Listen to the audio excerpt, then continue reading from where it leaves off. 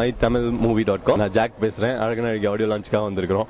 படம் ரொம்ப நல்லா வந்திருக்கு, மியூசிக் ரொம்ப ரொம்ப நல்லா வந்திருக்கு. அதனால தான் சந்தோஷமாக வந்திருக்கிறோம். இன்னைக்கு கண்ணன் சார் மியூசிக் கம்போஸ் பண்ணியிருக்காரு. ரொம்ப லைக்கபிள், ரொம்ப pleasant tracks plus variety of tunes ரொம்ப அருமையாக போட்டிருக்காங்க. ஸோ இதுலேருந்து வந்த எங்களுக்கு அந்த ஒரு பாசிட்டிவிட்டி தான் நாங்கள் படத்தை முடித்தோம்.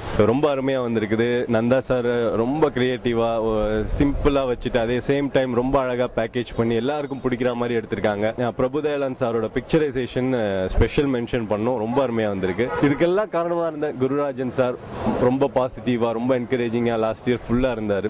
ஸோ ஓவராலாக எங்கள் ஒரு டீம் ஒர்க்காக ரொம்ப அமேசிங்காக வந்திருக்கு. ப்ரொடியூசர் சாருக்கு எனக்கு ரொம்ப நல்ல சான்ஸ் கொடுத்த இந்த மூவியில் ரொம்ப தேங்க்ஸ் சொல்ல விரும்புகிறேன். டைரக்டர் கூட இந்த ஓல் டீம் கூட ஒர்க் பண்ணதில் எனக்கு ரொம்ப சந்தோஷமாக இருக்குது. Music director Kannan sir, music எல்லாமே, சாங்ஸ் எல்லாமே ரொம்ப நல்லா வந்திருக்கு. உங்கள் எல்லாருக்கும் பிடிக்கும்னு நினைக்கிறேன். அழகன் அழகி நிச்சயம் உங்களை எல்லாமே ஜாலியாக வச்சிருக்கிற ஒரு படம். வேற ஒரு பேக் ட்ராப்ல சொல்லப்பட்ட ஒரு ஜாலியான என்டர்டைன்மெண்ட் ஃபிலிம். ஒரு டிவி மீடியா சம்பந்தப்பட்ட கதை. ஊர் ஊரா போய் நிறைய கேரக்டர்ஸை மீட் பண்ற ஹீரோவுடைய வேலை.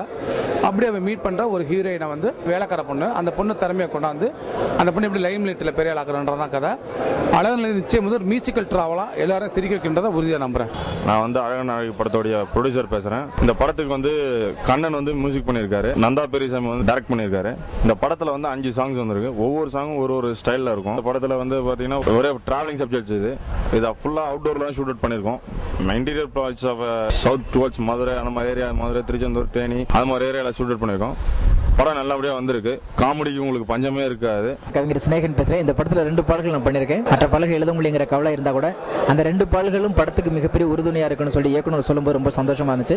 நம்மள தேங்க்ஸ் பண்ண வேண்டியது இயக்குனர், இசையமைப்பாளர், ப்ரொடியூசர் அவர்களுக்கு தான். ஏன்னா இந்த கதைக்களம் உருவான உடனே என்கிட்ட சொல்லி என்னை மதிச்சு என்கிட்ட சொன்னதுக்கு நான் தேங்க்ஸ் பண்ணுறது வேண்டியது இயக்குனருக்கு தான். அவருடைய முந்தைய படங்களை விட இந்த படம் நிச்சயமாக அவருக்கு வேறொரு அடையாளத்தையும் வேறொரு களத்தையும் தேடி தரும். நல்ல வெற்றி பெறுங்கிற நம்பிக்கை எனக்கு இருக்கு. நான் உங்க ஆர்த்தி, உங்க எல்லாரையும் சந்திக்கிறதுல ரொம்ப ரொம்ப சந்தோஷம். நீங்க என்ன பார்த்துட்டு இருக்கிறது அழகன் அழகி படத்தோட ஆடியோ லான்ச்ல.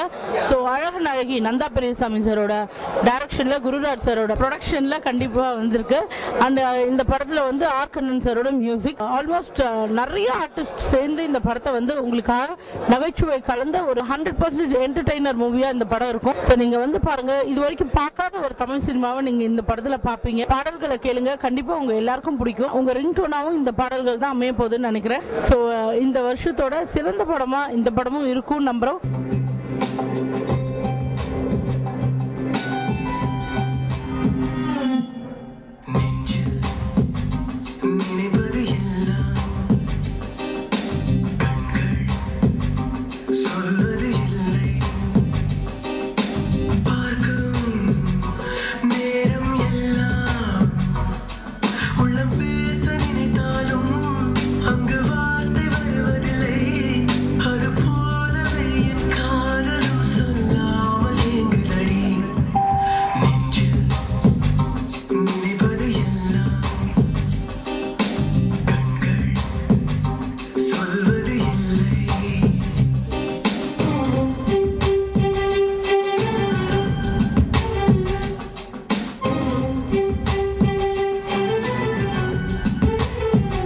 இப்போ மேடை நிற்கிறப்ப ஒரு ஜான்சன் சேர் போட்டு உட்கார காட்டினாரு. இல்லைங்க, இவ்வளோ சூழலில் வந்து நமக்காக வந்து டைம் ஸ்பெண்ட் பண்ணி சிவா சொன்ன மாதிரி பெட்ரோல் பிரச்சனை தாண்டி வந்து நிற்கிறாங்க.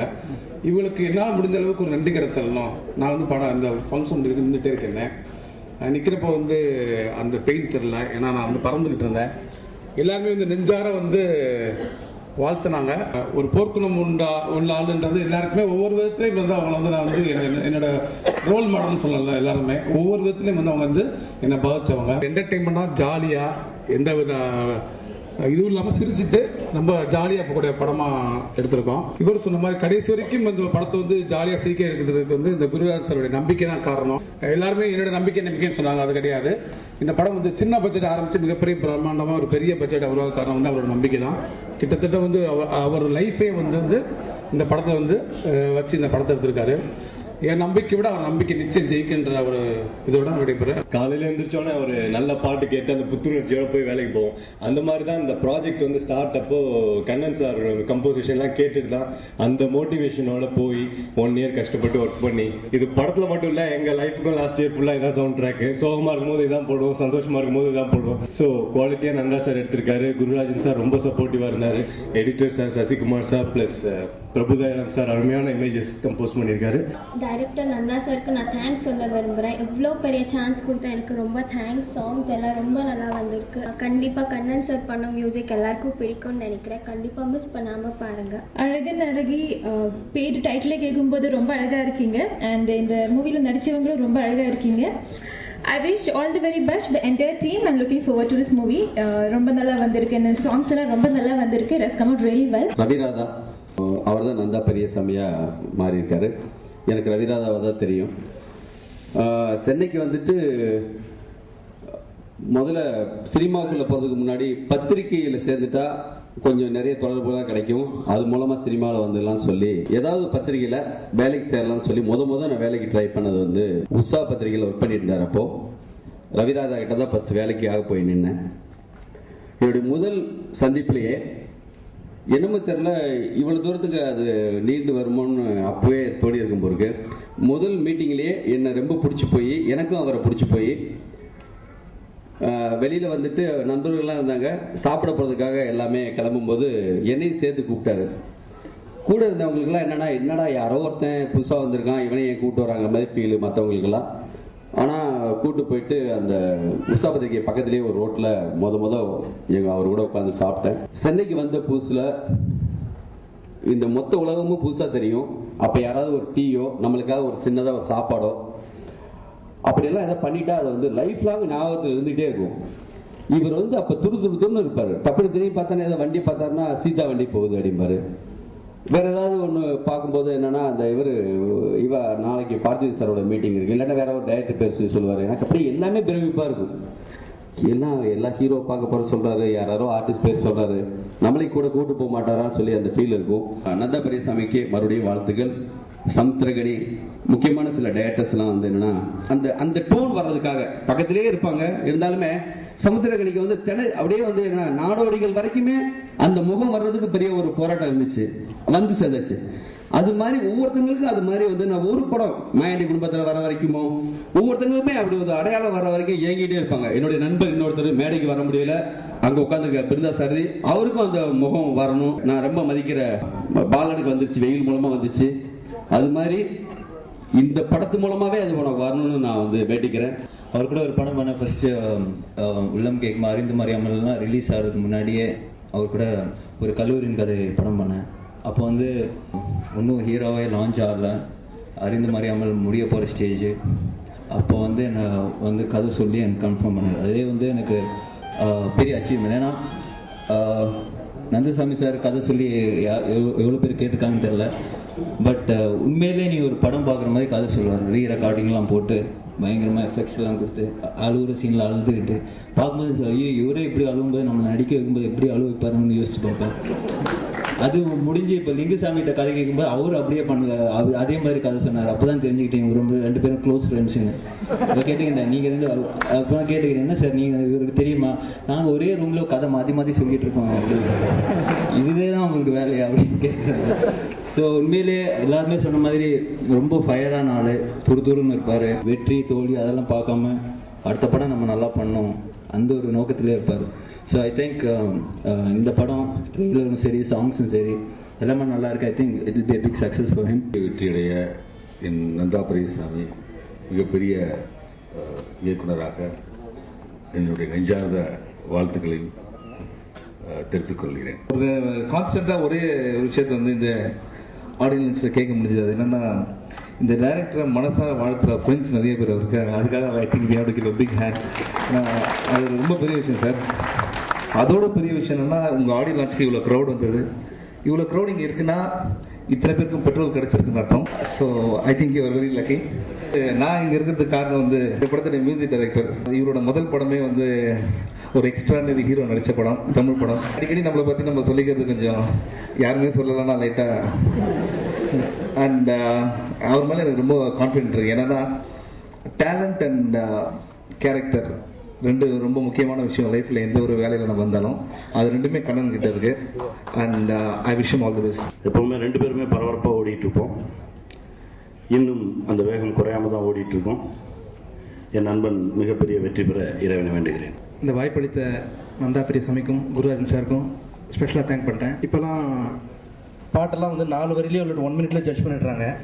அதனால் இந்த படத்தில் ஒரு 4 1 மினிட் சாங் போட்டிருக்கேன். கண்டிப்பாக கேளுங்க. எல்லா பாட்டும் நல்லாயிருக்கும். எல்லா பாடலையும் பொறுமையாக கேட்டிங்கன்னா ஃபுல் சாங் கேட்கணும் நான் விருப்பப்படுறேன். கண்டிப்பாக உங்கள் ஆதரவு. உனக்கு நான் மட்டும் இல்லை, உனக்கு மிகப்பெரிய இயக்குநர்கள் சகோதரர்கள்லாம் உனக்கு சப்போர்ட் இருக்காங்க.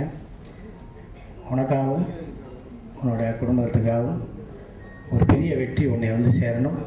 இந்த வாய்ப்பை என் நண்பனுக்கு கொடுத்த குருராஜ் அவர்களுக்கு நன்றியை தெரிவித்து, இந்த அழகு நாளைக்கு படத்தில் நான் ஒரு கேரக்டர் பண்ணியிருக்கேன்.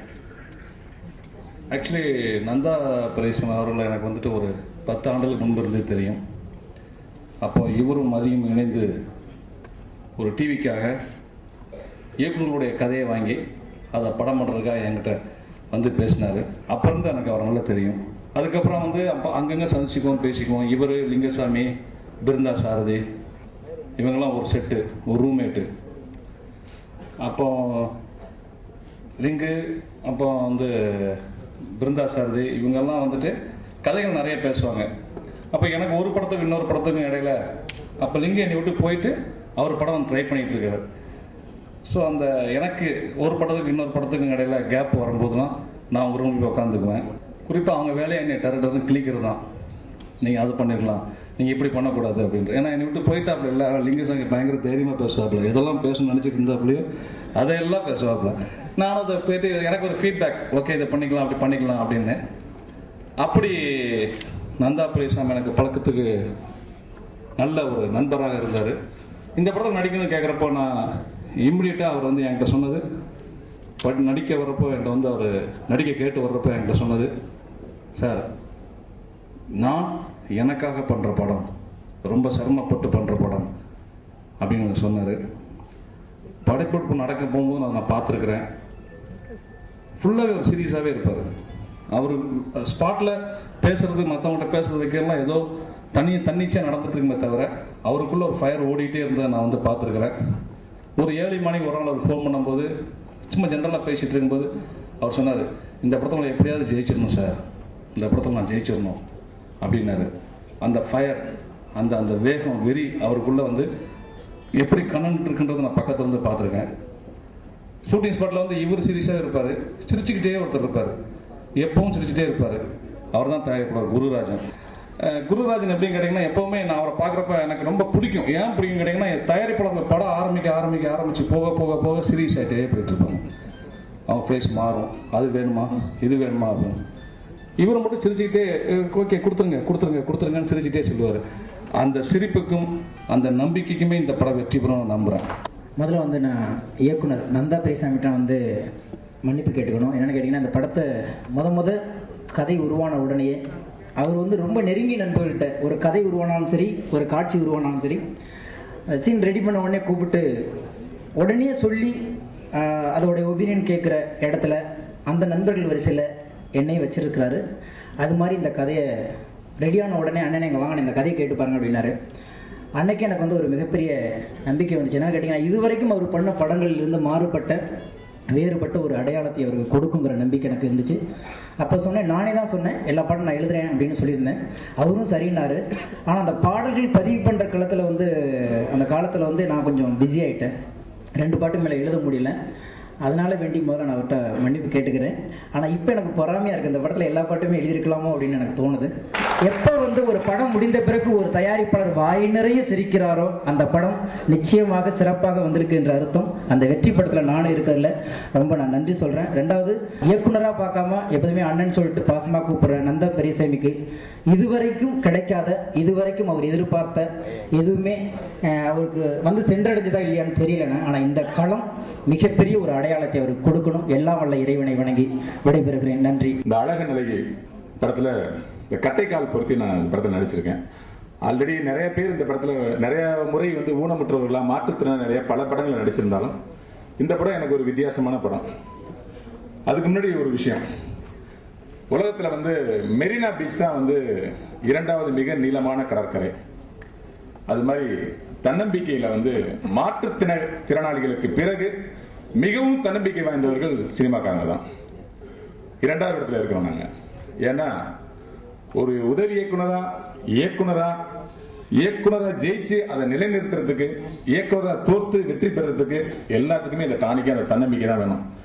தன்னம்பிக்கைங்கிறது மற்றவங்க கொடுத்து வர்றதில்ல, நம்மளை நாமே ஏற்படுத்திக்கிறது அப்படின்னு எல்லாரும் சொல்லலாம். அதுக்கு நான் ரீசெண்டா பார்த்த எடுத்துக்காட்டு அப்படின்னா உண்மையிலேயே நந்தா பெரியசாமி.